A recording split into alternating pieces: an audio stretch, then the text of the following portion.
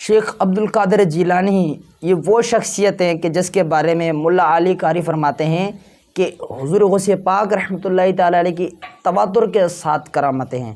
یعنی جب ہم لکھنے کے لیے بیٹھتے ہیں تو سوچتے ہیں کہ کون سی کرامت لکھیں۔ اللہ اکبر! ایک مرتبہ عیسائی اور مسلمان کا آپس میں جھگڑا ہو رہا تھا، تو حضور غوث پاک رحمۃ اللہ تعالی علیہ وہاں سے گزر رہے تھے۔ آپ نے سنا کہ عیسائی مسلمان سے کہنے لگا کہ حضرت عیسیٰ علیہ السلام تو مردوں کو زندہ کرتے تھے، کیا کبھی تمہارے نبی نے کسی مردے کو زندہ کیا ہے؟ اللہ اکبر! وہ مسلمان ان باتوں سے بے علم تھا، حالانکہ حضور علیہ السلام نے تو کئی مردوں کو زندہ کیا ہے۔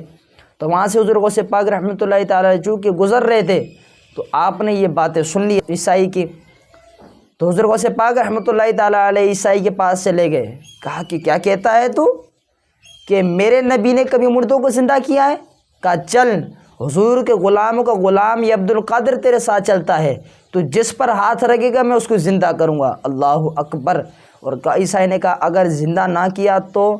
کہا جو تو کہے گا یہ غلام تیرے ساتھ ہے، جو تو کہے گا یہ عبد القادر کرنے کے لیے تیار ہے، اور اگر کر لیا تو؟ کہا میرے خانقاہ کی جھاڑو نہ دینا، میرے برتن نہیں مانجنا، میرے گھر کا سامان نہیں لانا، بلکہ آخری نبی حضرت محمد مصطفیٰ صلی اللہ تعالیٰ علیہ وسلم کا کلمہ پڑھ لینا۔ اللہ اکبر! یہ جب بات ہوئی تو آپ قبرستان کی طرف چلے گئے۔ قبرستان میں سب سے پرانی قبر پر جا کے عیسائی نے کہا کہ حضور اس کو زندہ کرو۔ تو حضور غوث پاک رحمۃ اللہ تعالیٰ علیہ قبر کے قریب گئے اور ہاتھ اٹھائے، کہا مولا میرے لیے نہیں، تیرے محبوب کے دین کے خاطر۔ اللہ اکبر! یہ فرمانا تھا تو حضور غوث پاک رحمۃ اللہ تعالیٰ علیہ نے جلال میں کے کہا کہ قم بإذن اللہ، کہ اٹھو اللہ کے حکم کے ساتھ۔ حضور غوث پاک رحمۃ اللہ تعالیٰ علیہ کا یہ فرمانا تھا کہ یہ ایک عورت کلمہ پڑھتے ہوئے کھڑی ہو گئی۔ اللہ اکبر! اللہ اکبر!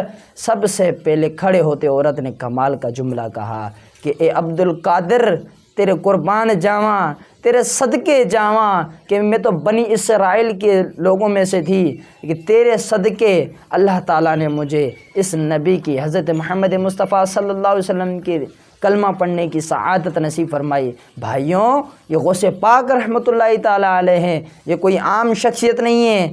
یہ فرماتے ہیں کہ اگر جب تک میرا قدم کسی ولی کے گردن پر نہ لگے اللہ اسے ولایت عطا نہیں کرتا۔ اللہ اکبر! یہ تو وہ غوث پاک رحمۃ اللہ تعالیٰ